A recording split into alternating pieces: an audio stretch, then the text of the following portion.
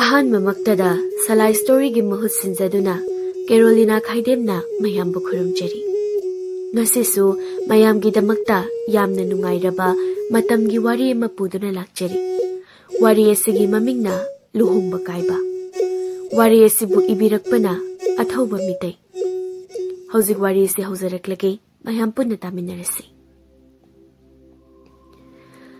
ꯉꯁꯤ ꯑꯁꯤ ꯐꯥꯏꯔꯦꯜ ꯊꯥꯒꯤ ꯌꯥꯝꯅ ꯐꯕ ꯅꯨꯃꯤꯠꯅꯤ꯫ ꯑꯌꯨꯛꯇꯣ ꯂꯩꯃꯇꯣꯟꯒꯤ ꯌꯨꯝꯒꯤ ꯁꯨꯃꯥꯡꯗ ꯂꯩꯃꯇꯣꯟꯒꯤ ꯂꯨꯍꯣꯡꯕꯒꯤ ꯂꯩꯇꯦꯡꯒꯤ ꯐꯖ ꯐꯖꯕ ꯐꯤꯖꯪ ꯑꯃꯗꯤ ꯂꯩꯒꯤ ꯂꯩꯇꯦꯡ ꯀꯌꯥ ꯑꯃꯁꯨ ꯈꯤꯜꯂꯤ ꯑꯃꯗꯤ ꯅꯤꯡꯊꯤꯅ ꯈꯜꯂꯤ꯫ ꯑꯗꯨꯕꯨ ꯂꯩꯃꯇꯣꯟꯗꯤ ꯃꯥꯏꯊꯣꯡꯗ ꯅꯤꯡꯕ ꯌꯥꯝꯅ ꯀꯥꯏꯅ ꯃꯃꯤꯠꯇ ꯃꯄꯤ ꯇꯥꯅ ꯀꯞꯇꯨꯅ ꯊꯃꯣꯏ ꯃꯩꯆꯥꯛ ꯈꯥꯡꯂꯤ꯫ ꯂꯩꯃꯇꯣꯟꯗꯣ ꯃꯥꯒꯤ ꯀꯥꯗ ꯀꯞꯂꯤꯉꯩ ꯁꯈꯦꯟꯕꯤꯗꯨ ꯄꯣꯠꯄꯥꯡ ꯑꯃ ꯄꯥꯏꯔꯒ ꯆꯪꯂꯛꯏ꯫ ꯁꯈꯦꯟꯕꯤꯗꯨ ꯊꯣꯡꯗꯨ ꯇꯞꯅ ꯍꯥꯡꯗꯣꯛꯂꯒ, "ꯂꯩꯃꯇꯣꯟ, ꯂꯩ ꯂꯦꯡꯂꯕꯣ?"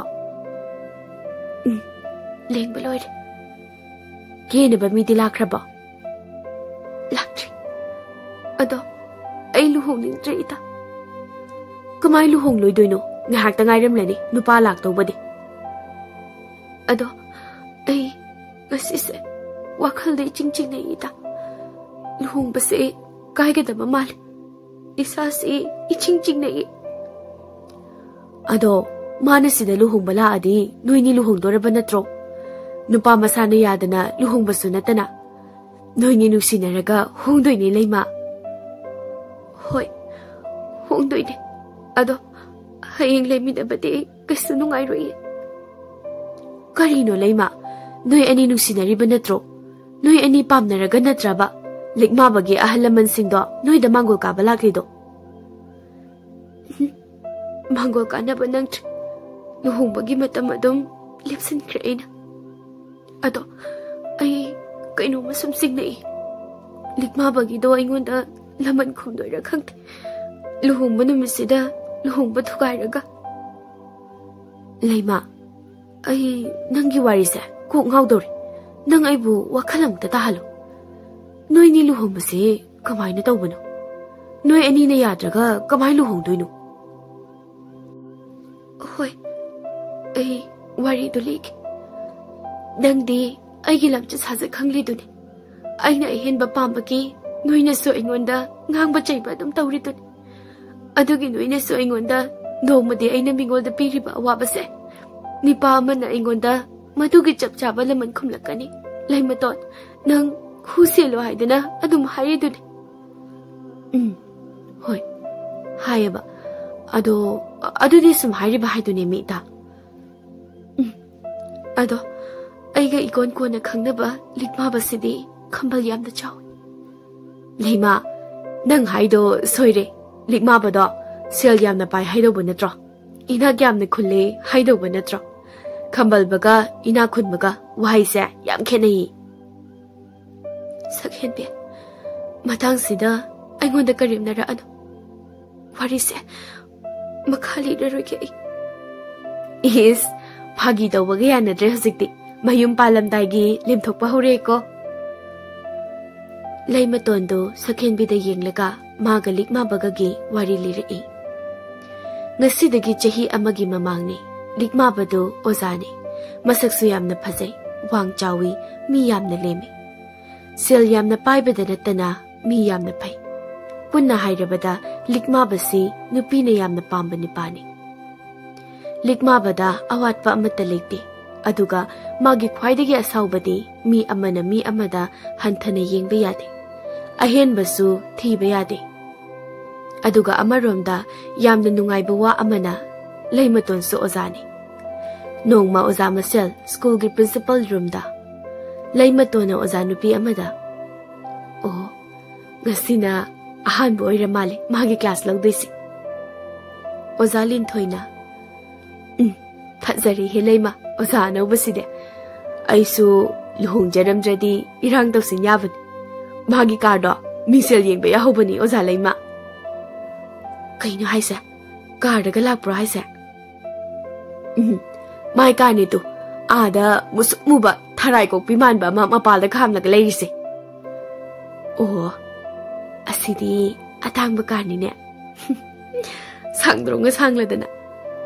아두가 그이기노 마나 셀라수 얌나 바이르가 private schoolda lupa lising kun suna phangdaba sida kaigi oza oiriba nate maisibu aina khu school sida oza oiba ubadagi ai khangna na ba yana ba nana dillen ba jangna lijalo maise oza oisilaga leima nangi wari do youtube da thagat ba wari amale lama yam wari saise tasise som the principal ingo chana oza si english amadi maths ke subject logodabani Lai matone ithak thakat na.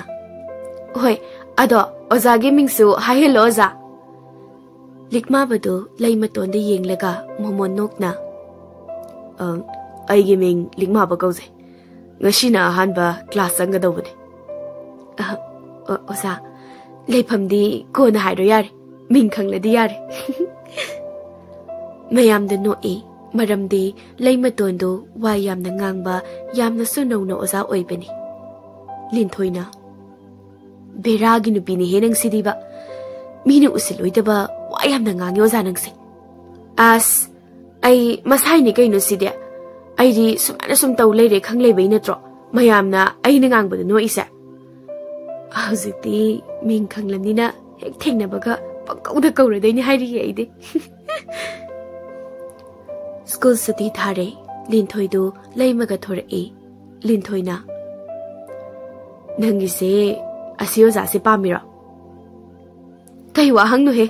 Adubo ay ngoda hang ni na hangido ba. Adwa nang na haido chumdi chumday ba male. Haidi ay do mado yam pamagum tawe ba. Masak to. Masak su phazare aduga kar phasaba masatongi. Magise wakal amada bit amada oza oibo oidoini sida. Adune Pagisi pagini magise aina sida oza oiba ubadagi bit amada oza oiba changna lizalasin aina khalisi magi car musuk mubudo natro aikhoi mangda langjik langna samaga thaukhrise tung kholuga kem haram dene aya chumna yungna dum thauki haiba Pagi tongni da Lintoy di laymatonda onthokpa mawong amada yengli aduga laymatonna likma bagi karadada khudom bithillaga nokhauri Laikai amada yaifaton kauba likma baga yam luna tinaba nipa ama leirame yaifaton do lairaba miyoini aduga likma banadi yamna nungsizaba pokminnabagumna khanjabani yaifaton do Adubo makhoi ani chakpukham amatada jaminaragaso likma bana yaifagi mateng toina pangbana yaiphatona likma bada yam ikaina loine nongma yaifaton do likma bagi kardagi magi asonba mamado kolaga kumthahali yaifatona maruki thausa kita hanjinjage yaifaton gi mama lairen tona karino ibungo Namanabada adumna haihedene adudi mabuk yamna phataba mida haidobani ne napasu thorakle likma bana adune ma yaifatona ngasi masagi aningba pamba thabak amata tawba ngamdriba amade ningba amata thungdribase mama yam sole karigumba ibani se kharangan na thina jaramladi magi mawongse khita oirsu honglamdawbud ado Kaiso kaiba laite da ima. Miyoy base mawong mataw amata mana na popasu yaponte da. Ay gi maruki mawong sinasuni. Ay magi amna tinanimba phawki base ima. Hoy maru. Ado thawsel kita. Itaw na ay gi thawsel pidoy saruk niya. Gari sita tongkhalo lao. Ima ga baziga ay koy punna isang hawbam sa toksiba. Ima, iba ni nga layruge. Baziya. Yaipaga nga layruge layramuko Yaipa kakhalo chasilo seldo imada piram Mamana ibungo aphaba mida sawhanganuko mana nangi mangdoba kaisu tawrakloi manasu nangi laman khumdoini haidudi Ima noise nan yam ngang marublik maba ngado aigi sel sina leige. Maro, nangi sel do ima da piramo amta. Ima, hidak to chaksa mangda ma jado bani ko. Likma baga yaiphaga nga leiba chatkre. Yaipagi mapa wakhal laina naba tampha zawdo lairen tongi manakta changlai. Hojikkido likma ba natra mama. Mani mapa nachani paga nga leirunina amuk chatkre. Oh, mabu aigi nungjangi hidak leirakani haibugum tawdaine. Mabu piramdabrane mama. As pelabani. Ho nungsang nate ko mapagido chak chadabagini. Chak chadradi karaidagi khong hamba yadoino. Ado manadi nungsang ne haidudi ha mama. Hoi hoi likma ba laklaga amuk hairage ai. Hayo. Aduga ichanupagi laman kumbagi wadusu hauduksiko. Ichagi laman kumdriba phawba ai numidang sungtum tumoy hairishini. Gari manung da likma bana. Ita, ay school ka ba chayo lama pari. Aduga lay maton ka sa thinari. Oh, hoy maro. Mana nung ay panalay ba dun ay napamli basi. Hoy, ado. Nang nadamay na hayraga imaga bazi ka to, pentok ladro. Gari thawra ido. Bazi na ay uradi laman kumbagi wado tawraga layradaba. Adugini. Maro, laman kumnaraga kaidaw doino. Adubu maro. Kaigino, laman kumnaba pati hayraga kapiduna. Kaso daw dina maro. Ado, lay matonda marup na kamay na ay gilaman kumdoino. Ay ngonda pangliba may sasimag, mangondag pangan mangamgadra marup na. Ngamna buho na gadawri bani. Ikaiba gilamandi, ikaiba na singado bani. Numito, ay di, ay ko'y bazi na nanggiluhong bagi tinbiyo na gari da tinbalak bani. Ado, nuigi oiram liba mawong duda, bazi pao ba, nuigi bazi gi mawong do ubada, yum da halak bada, gari manung da kapki, ay ko'y bazi so. Lay maton yaw na, lay maton gi mamaga mapaga na, luhong balak liba, machanu pigi nupa o ikaduwa nupa ama po, tabakta ilaga tanthorapa. Aduga, nupi mayum da luhumbagi, thoram amatasu singlalamdaba. Tuklasi damaro, sige waris. Ay, thawdok to. Kauna na bang to honaki. Maro, lay matondo, nanga kayam ko'y nanushinarambagay. Chahi animuk, oiram gani maro. Chahi anido, mana nangi maram, pibam kayam takhangidabra. Hoy, ay na mabu nushibagi, ma, ahin ba yam na pambagi, ay mangonda, ay lairari haidokiti. Gigari wairaga, maga unaki. Koy balang ba, chaminaki maga. Pirol pawba, imanabagi wairaga siki. Sel puraga, magi aning ba tunganaba, honakibane ay yam na wana. Ato, ay na tawkiba mayam dasu, maga kainabagi bagini. Ay na tawkiba animak, ay yasoy ba ngakta ni maro. Ay di, yam na shon mamini maro. Maro, nushibagi damakta tawba ngamdaba layte haibaduni. Arayba kudimak, ima ipada pizagadaba, ahawba kainuma phawba, ay na nushijariba mangonda, oy na pizaninglibani. Ay shu pakhangni, ay shu loy na khangi, uy, tawba su tawki, matamdo, ay mangonda. Pa, tumina amuk layrade, aygi car se thongba nungaitraba. Marup ka tinabadayne, car ka thongba phangzarise, marup likma ba. Adudi nang hankibada nang na thawtaba. Aydi nga chadawrabanina ngakta tongeba. Moy anido gari manungduda nokpinne. Tha ama hawkre, nongma laymatondo likma baga unarame. Haibadi likma baga laymatonga nushinarame. Likma bana. Layma. Kaino, adum hayo da likma ba. Hey, oza kauro hoy. School da data kaina amuk shoidana kaurakani ko. Is ahibu yam kaugunbagi mawongda. Ado kay haige tawrambano ingonda dalik maba. Kem nateda. Aidi yam khamanbane haige tawbanida. Is adu haibagira sorga hana sangno hondoklida. Ado aidi nang yamna shenarakani. Nungsibanina nanga toina unasena hairakani ko. Nungsinaradi unatabani kaino. Aidi dalik mabana hairike adum yadi. Adudi aina haiba adum yadoy oiradi ahi nangi lik ama sabi tare.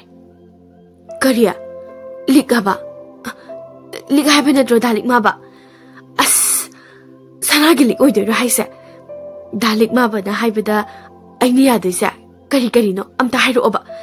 As aina school jetpada aiging orok pawang sansida sanagi lika thadaradi aina mayam mamangda tawdobado as phajadobase aina loi hendoini ko dalik maba ko aina sanagi lika siraga chatlade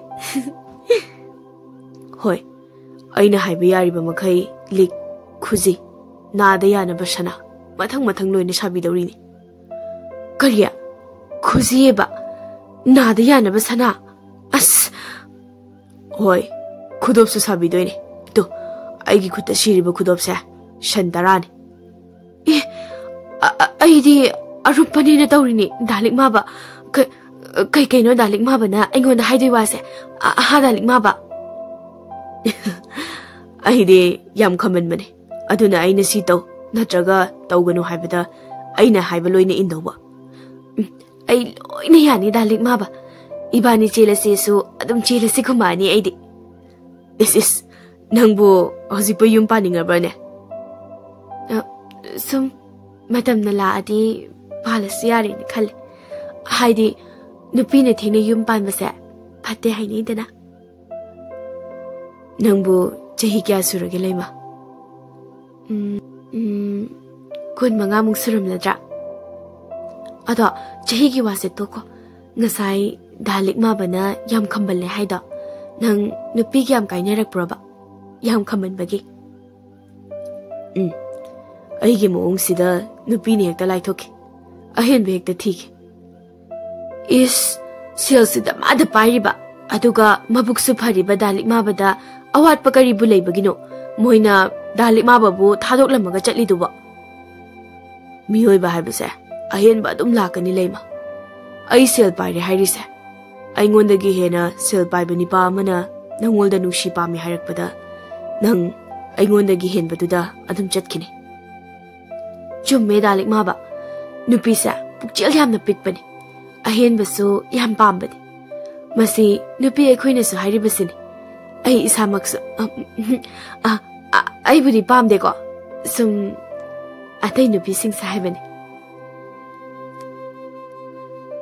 moi ani du wari sanarami likma bana leimatongi tukuchaba pukchel phajana khanglammi amadi magi maruki laman khumnabagi tanja lauragi khallammi moi ani ngahak phamlaga likma bana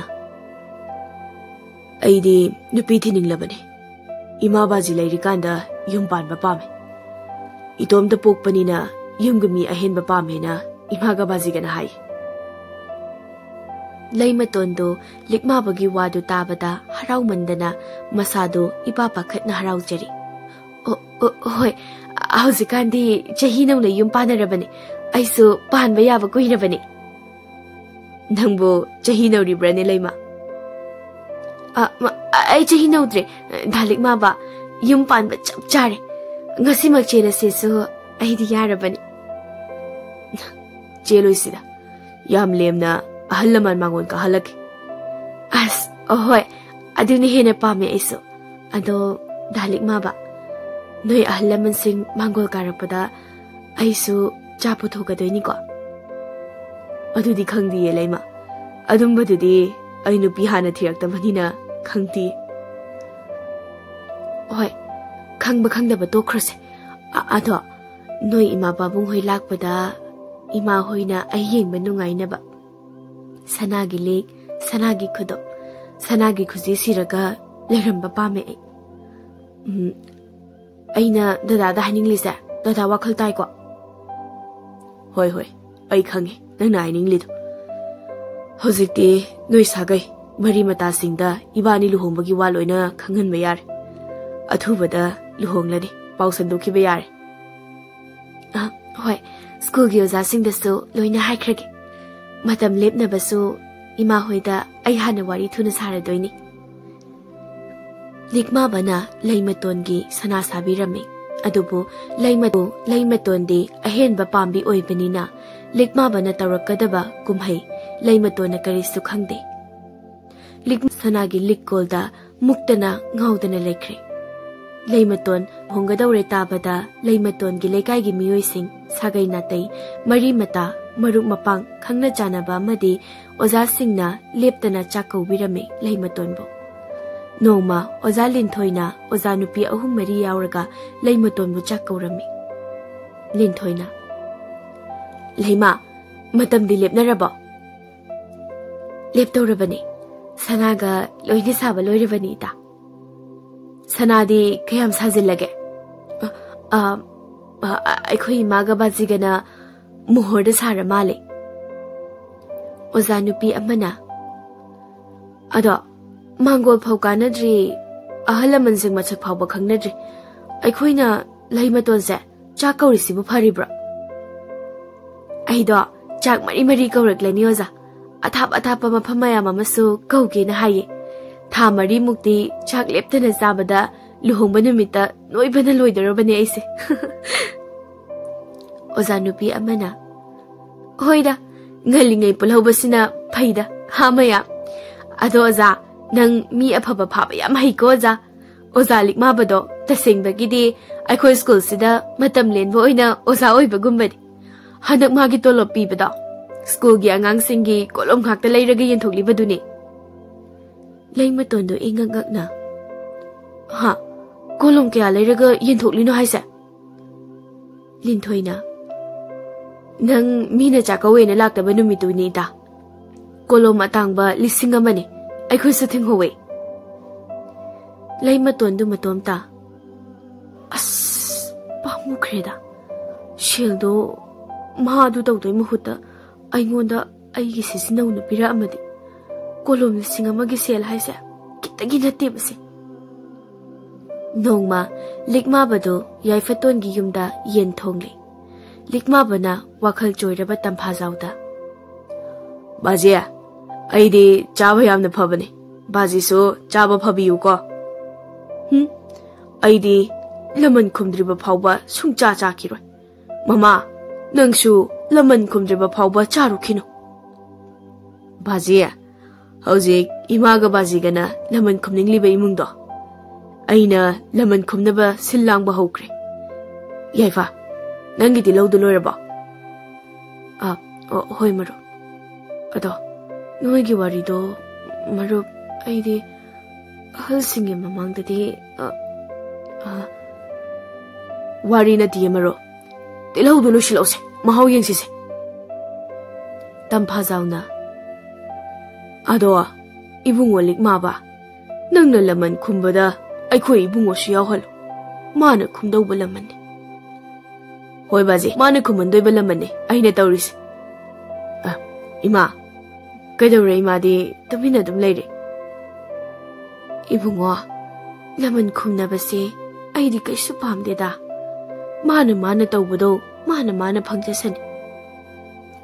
ꯏꯃꯥ, ꯑꯩꯅ ꯂꯃꯟ ꯈꯨꯝꯕ ꯅꯠꯇꯤꯌꯦ. ꯁꯤꯗꯤ ꯀꯣꯛꯊꯣꯡꯗ ꯂꯩꯕ ꯂꯥꯏꯁꯤꯅ ꯁꯤꯟꯕꯅꯤ. ꯇꯝꯐꯥꯖꯥꯎꯅ, ꯑꯩꯗꯤ ꯂꯥꯏꯅ ꯂꯃꯟ ꯈꯨꯝꯍꯟꯕꯗꯤ ꯑꯩꯗꯤ ꯂꯧꯔꯣꯏꯀꯣ. ꯑꯃꯨꯛ ꯍꯜꯍꯟꯒꯗꯧꯕꯅꯤ.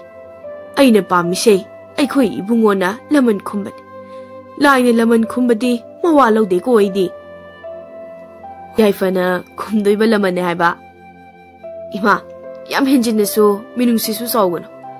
ꯉꯁꯤ ꯕꯥꯖꯤꯒꯤ ꯐꯤꯕꯝꯁꯦ ꯌꯥꯏꯐꯅ ꯅꯠꯇ꯭ꯔꯒ ꯏꯃꯥꯅ ꯑꯣꯏꯍꯟꯕ ꯅꯠꯇꯦ. ꯃꯤꯅꯨꯡꯁꯤ ꯂꯩꯇꯕ ꯃꯣꯏꯅ ꯑꯣꯏꯍꯟꯕꯅꯦ. ꯑꯗꯨꯒ ꯂꯃꯟ ꯈꯨꯝꯕꯗ ꯃꯇꯤꯛ ꯈ꯭ꯋꯥꯏꯗꯒꯤ ꯆꯥꯔꯕ ꯅꯨꯄꯤꯅꯤ. ꯈꯪꯗ꯭ꯔꯦ, ꯑꯩꯗꯤ ꯇꯨꯃꯤꯟꯅ ꯂꯩꯔꯒꯦ. ꯏꯆꯥꯁꯤꯡꯅ ꯐꯠꯇꯕ ꯃꯤ ꯑꯣꯏꯔꯗꯅ ꯅꯣꯏꯅ ꯇꯧꯔꯤꯕꯗꯣ ꯊꯤꯡꯉꯦꯁꯨ ꯅꯠꯇꯦ. अदु फते हाइबा ngambagi pangal su leite do aidi yaifana moidi kai hai moi nupi mayum da moina demaro nupi da hojik magi sagai na tai maru mapang khakta na tana school gi oza yauna chako bahau khrbani leibak saraga leibak nomhal lage na khali mal ma hojik yam kanna nungai re ma yam kanna nokle kablam dai ki asuk yamna phattaba nupi sa aigi punsida amukta thengnaraktri maro madumakna laman khumma matik chai khankibani aina so moi ani do chak chaba loiraga mangol da phamle yaifana ahallamandi kai numita mangol ka ba chatoiba leimaton hoida ai su chaloi mawong man ba mi ma tharaga kuthi yenghalaga luhongbagi matam lepna halaga baton nan thoala da bane ina leimaton da baton nambagi sel athaba ma pikhibada mangol karak ta yaroi kaina hayak to bunate miyoi sing to ada moi ahallaman singna mangol hana karo haradi kamai to ba maro moi gi mungdo moi gi mama mapa macha makok loina manaba ma natraga leima to na pan ba ma shoidana tawramni imungdo madugi do shadune marukta takhibada haidi moi gi mungdo phattaba chap mane haibani moi gumba mishidi shelna kumai shana dobani warak tobani aduna kuthi yenghan ba chalaliba mi duda shel mapun lama pikhraga loi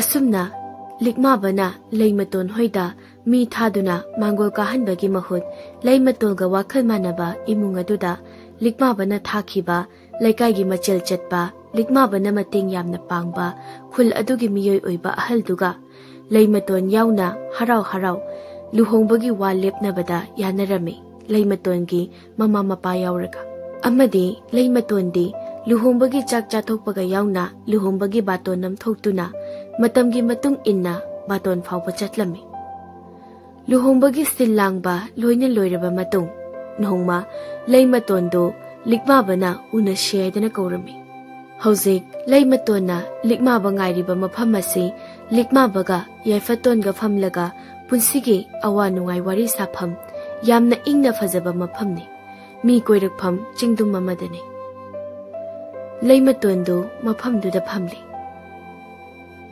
namit marini khakta ngaire ko luhongbagi mata dalik ma badi aigi potpang ahun pot mayam si ubada ai kanano haiba masu khara makhaidi khanglen khoktak charan tata humdi tharak bayar ahun pot chingna ba man aduka aina su imana bisingda aigi likol singse dalik ma bana sabi bane haina wari sabada muhidi humang kana kalakna ba yawriba aduna luhongba numisimadi mafam ama khangna laikai khul kumhai oina doin aigi luhongba numisa aigi khwaidagi nungaiba numit oidori ko haidi imane bilising ama baton dawriban imaga baziga nasu mi lising ama mo baton mi lising ama hena baton je bauset ki haiben mantri mandol macha luhongbaga chapmana doine aigi luhongbase leimaton do wakhal nungai ringai ching mathaki napi aten mamarakta likma bagi musuk muba asang bakardo tapna thogalai aduga likma bado yaifaga kardagi mawong tana kumtharai leimaton do yaifada munna yenglaga asibu yaifato natra mani ne yaifato ne da likma badi maga kamaina yaifaga likma bagado leimaton ki manakta moi ani masan nan ba chap manana changli aduga yaifatona leimaton da yenglaga momon nokna leima nangalu hongadoriba mahakse aiga marupne noi ani khangnahanba amadi noi ani luhongnabagi afaba thorangse aina sinmani likma bado yaifaton ga leimaton ga da yenglaga momon nokche ngasigi yaifaton gi thorang Yaifatona Leimaton Hariba Wahising Asisu, Likmabana, Yaifaton the Hiraga, Yaifatona, Likmaba the Hiribani. Leimatona Adudi, no any Dinabamaru. Aiga, Da Yaifaga Luhumba Kaikibaki Wari, Da Likmabadi Kambra, Likmabana no Klaga. Leimaton Yaifana, I go on the Wari Luinilir. How crab Toto. Hold on her gumsi. Hosek, Aiga, Maruka Laklibase. I call whom suck loina Kamagatan. Tungda, Nungana the boy pay. Maramde, Yaifotona she, Aigi Marup Oidambagi. Aduge, Leimatonda, Yaifa Waigi Marup Nihina, Saktakna Begidamata. I call whom Mapumsida Unanaba, I call any Nashimman. Leimatondo, Likmaba the Muni Yinglaga. Makutta Piriba Rumaldo, Kana Paisili. Ngasi asi, Leimaton Amade, Likmaba Giluhum Banumitni. Aduga, Nasaidagi Leimatona, Saken Bida, Yaifaton, Likmaba, Amade, Leimaton Giliba Wari Ado, Saken Bidu, Tumina Taram Laga, Saken Bidu, Sor Sang no Hondoklaga. Yam Henzinaso, Wakal Kaluranoida. Ada. Kaigino nangna Yaifatonbu aduk yamna pamreduba. Ita, Yaifatondo yam lairabani. Aiga maga luhumpagi, mana ingonda lupa amata aun polangna na bapibangam kid. Adubu madi, magi yumda, luhumbagi silang baloikri, luhungda bayarre. Natrabadi, moigi bazido, makokaino mataukrina, aiga namdara luhungna bahonaki. Ado, I could Luhung la Rohedana, Yum the Kemp the Silankit, Luhung Badumit. Mana Luhung Balakbada, Yum the Kemp the Tarum the Baduda, Mahak, Yamne Kaibet Natana, Magimapa Amade, Yaifado. I queen tabak the Illaga, Mayum the Halanki. Hoi, Ada, Kem Color and Weta. I saw Ibung Lik Mabaga, Colesa Taminare. Aduga, Ibung Lik Mabana, Aida. Da Yaifaton gaso, Kangnahan Baguij. Oh, Adudi, Yampai. Ado Laima. Patti de Haine. Ainangonda, Batonam the Piramgi. Oi, Kai Batono. Da Yaifatonga, Aigaluhum Bagine. Na, I famus the Tamamageko. Laima Tondo, Saken Bida, Mapi Irachena Yingli. Saken Bido, Maga Yaifatonga, Luhumbagi Batondo Tanam Laga Tokibaga, Laimatongi Mamaga Mapaga, Jangla E. Mamana Ibema, Kaigino, Nupama Yumna, Hausi Paba, Awun Poching Balak Tribase, Pungani Daga Dorine. Laimatondo, Mamada Ying Laga, Mapi Lepalitana E. Mapana Ibema, Nupama Yumda, Mithasira. Awun poching balak dine. Laimatondo, Konjal Tok na kapla e. Ke balak pa miyoy singso, Sumang Mangolda Chang Mangamdana, Lep Lagale. Luhong balak pa singso, Ingangak na Imunglom da Yene. Adobo, Mi Paba, Sel Paiba, Tawgida Gamba, Miyam na Nushiba, Miyam gi Mateng Pang Balik Mabadi, Bor Oina, Laimaton gi Yumda Lakidre. Aduga, Laimatongi, Kaihuraba Tamogi Wariso, Saken Bina, Yaifatongi Yumda, Yaifaton, Likmaba, Amadi, Yaipagi Mamada, Nokna Warisari. Tamfazaudo, Pena Nokjeraga, Mamong Nupi Oigadoripi, Saken Bigi Warido Taraga, Kungai Nikjeri. Ta Ama Haire, Laimatona, School da Lakitaba. Laimatona School da, Oza Oiba Lakitaba, Jahi Ama Hairakle. Likmabado, Yaifaga Loinana, Achoba business Amatawinaduna, Yaifatonga, Saken Bigaso, Luhung Leba Matung, Machani Lekre. Likmabadi, Nupi Tidri, Maramdi, Magiso, Ningba Kairaba, Wari Amaleba Mali. Adubo, Likmabagi Maitonda, Awaba Mami, Karimata, Yaifanu Ubangam Lamde. Makwe Ani, Dungaina, Tamoy, Pukchil Tina Napun Kirame.